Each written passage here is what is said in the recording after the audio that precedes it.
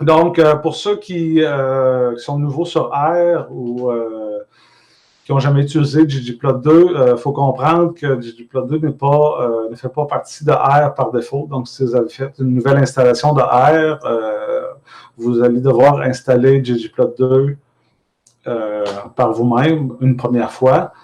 Donc, avec cette ligne de code ici, donc vous pouvez installer le package. Et après, à chaque fois que vous allez ouvrir R, vous devrez la charger en mémoire. Okay?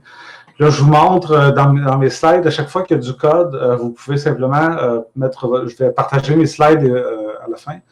Vous pouvez cliquer sur les cellules de code pour copier. Ça peut vous aider à aller plus vite.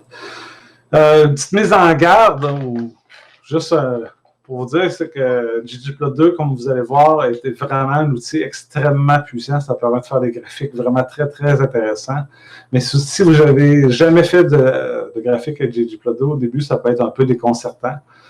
Mais il ne faut pas oublier que ce que je veux vous dire, c'est que si vous y mettez du temps et vous investissez de l'énergie, éventuellement, vous allez devenir très, très rapide à faire des graphiques avec ggplot2, puis ça va être extrêmement payant.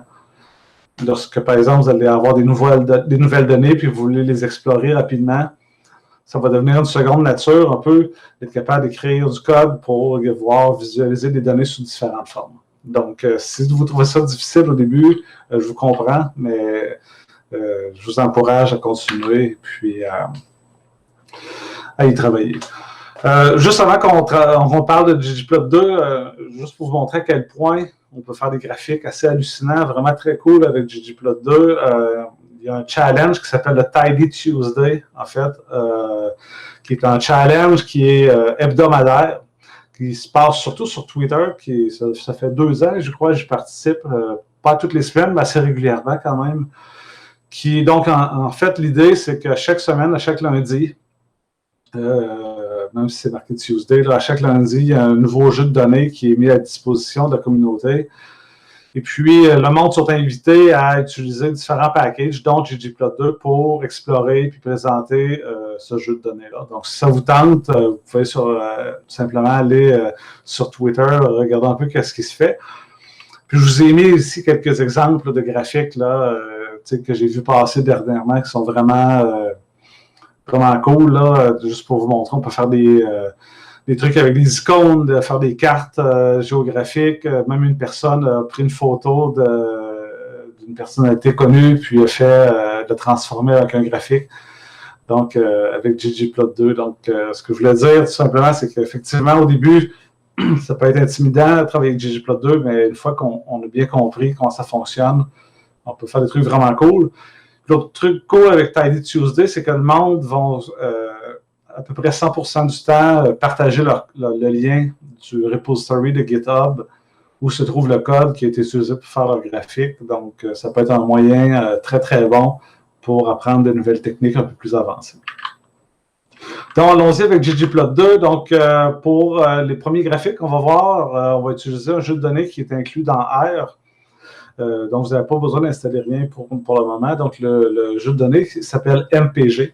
Donc, si vous allez dans votre console R, vous tapez MPG, vous allez avoir un tableau qui va apparaître dans votre console. En fait, MPG, c'est simplement miles per gallon. Donc, c'est un jeu de données très simple là, qui contient quelques centaines de lignes qui donne un peu la consommation d'essence de différents véhicules. Là, certainement, beaucoup de personnes entre vous connaissez déjà un peu ce jeu de données-là. Donc, on a plusieurs variables.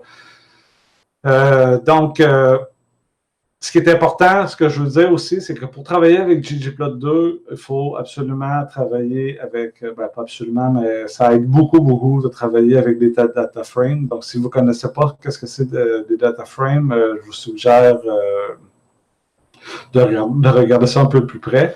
Donc, ici, pour le jeu de données MPG, on voit que donc, il y a 234 lignes, 11 colonnes, donc il y a plusieurs variables, on ne passera pas au travers, mais donc j'ai, par exemple, une variable qu'on va utiliser aujourd'hui qui est le displacement, qui est le nombre de litres utilisés, en fait, du moteur de chacun des véhicules, le nombre de cylindres, le type de transmission, ainsi de suite.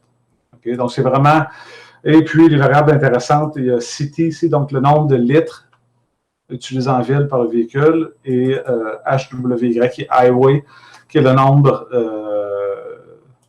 de la quantité d'essence utilisée sur les autoroutes. Donc, pour comprendre comment ggplot2 fonctionne, c'est qu'il faut garder à l'esprit, en fait, qu'à peu près tout avec ggplot2 fonctionne avec un système de layers ou de couches. Et ces couches-là sont combinées ensemble pour former un graphique. Et la combinaison de ces différentes couches-là se fait avec l'opérateur plus. Okay? Donc, à chaque fin de ligne de votre graphique de ggplot2, on va utiliser l'opérateur plus qui va permettre de rajouter des couches d'informations dans notre graphique graduellement pour en arriver jusqu'à avoir un autre graphique final. Évidemment, il y a beaucoup d'options qu'on peut utiliser pour faire un graphique ggplot2, mais de base, c'est pas mal la structure qu'on voit à l'écran. Donc, on commence avec le mot-clé ggplot qui nous indique qu'on veut faire un graphique. On va passer un premier argument qui s'appelle le data, donc qui est, tantôt je disais que ggplot2 travaille bien avec des data frames, donc le premier argument qu'on va donner à ggplot2, c'est le data frame sur lequel on veut travailler. Et après, on va utiliser une fonction qui s'appelle AES pour esthétique, dans laquelle on va spécifier à ggplot2 quelle variable on veut utiliser sur l'axe des X et quelle variable on veut utiliser sur l'axe des Y. Okay? Donc, cette partie-là, on appelle ça l'esthétique. Et après ça, on va utiliser un géome qui, en fait, va nous dire de quelle façon on veut représenter les données qu'on a mis ici dans l'esthétique.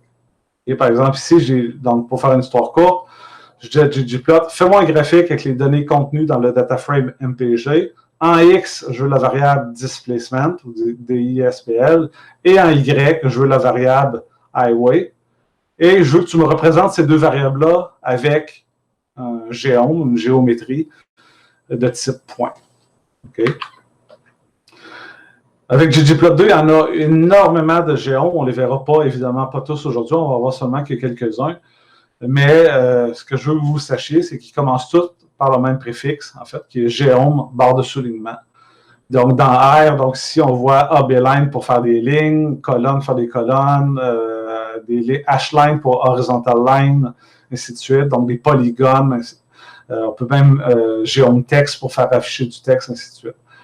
Donc, si vous cherchez différents géomes, là, sachez qu'il y en a au-dessus d'une cinquantaine qui vient avec ggplot2 de base. Donc, on va regarder rapidement le graphique à une variable. Donc, on va regarder deux types de graphiques, les histogrammes qui permettent de faire, comme le mot dit, des histogrammes mais pour des variables continues, puis un géome bar qui permet de faire un diagramme à barre, mais donc c'est un histogramme en fait, mais pour des variables de type discret.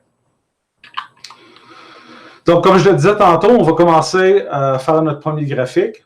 Donc, quand vous allez écrire dans votre console ou RStudio, j'imagine que beaucoup d'entre vous utilisez, lorsque vous allez écrire ggplot2, data égale mpg, donc mpg, et puis vous allez faire le mapping. Donc, on disait une seule variable. Donc, ici, je veux représenter mes classes. Ce que ggplot va faire simplement, c'est une boîte comme ça qui, donc, on a spécifié à ggplot2 qu'en X, on voulait avoir les classes. Donc, ggplot2 va mettre les classes sur les classes de voitures, donc les compacts, minivan, pick-up, ainsi de suite. Mais on n'a pas encore dit à ggplot2 comment qu'on voulait visualiser nos données. De quelle manière qu'on représentait ces données-là de classe. Donc, si on combine avec un géome bar, donc maintenant, ggplot2 va afficher un genre d'histogramme. Donc, pour chacun des classes dans notre data frame par défaut, donc ça va être le nombre d'observations qu'on a pour chacune de ces classes-là. Donc, on peut voir, par exemple, pour les voitures compactes, on a peut-être un petit peu moins que 50 observations dans notre jeu de données. Oh, je pense que j'ai sauté l'histogramme. C'est la même chose pour les histogrammes. En fait, donc là, au lieu d'avoir le nombre de classes, c'était city, donc le nombre de litres consommés en ville. Donc, puisque c'est une variable qui est continue, on va utiliser la fonction histogramme, géome histogramme plutôt que géome bar. Donc maintenant, oui? Oui, j'aurais juste une question, si tu peux revenir 2 slides en arrière, s'il te plaît. Sur celle-là? Je me demandais, j'ai une question, mais je pense que c'est parce que j'ai pas été appliquée, et l'autre, parce que j'ai vraiment une question. Classe, c'était une colonne du data frame MPG. Oui, c'est ça. Si on retourne ici, quand je le présentais, je vais y aller rapidement. Donc, on voit ici, c'est la dernière colonne. Ah oui, ok, j'avais pas vu, pardon. Ouais. Donc, on voit, quand on tape, juste une petite parenthèse dans R, si on fait str avec le nom du data frame, str, c'est de structure. Donc, ça nous donne un aperçu de la structure de notre data frame. Donc, ici, on voit qu'il y a 234 lignes avec 11 colonnes, donc les 11 variables, puis il nous fait un preview des premières valeurs. Excuse-moi de t'avoir coupé, donc... non, pas de souci. C'est un très bon remarque. On peut aussi voir le type de variable qu'il y a dans chaque colonne. C'est écrit à côté. Donc, par exemple, si vous vous rendez compte que vos chiffres, que vous voulez calculer la moyenne, il y a marqué CHR devant, vous comprenez pourquoi. C'est parce que ce sont des chaînes de caractères et ça n'a pas été lu comme étant des numériques. Et donc, il faudra convertir cette colonne. Exact. Très bon point, effectivement. Donc, on a vu qu'avec le géome bar, on a utilisé classe qui était de type caractère, puis avec le géome histogramme, on a utilisé un type numérique, là, ici, entier, integer. Et du coup, ma deuxième question, c'était sur la façon d'écrire.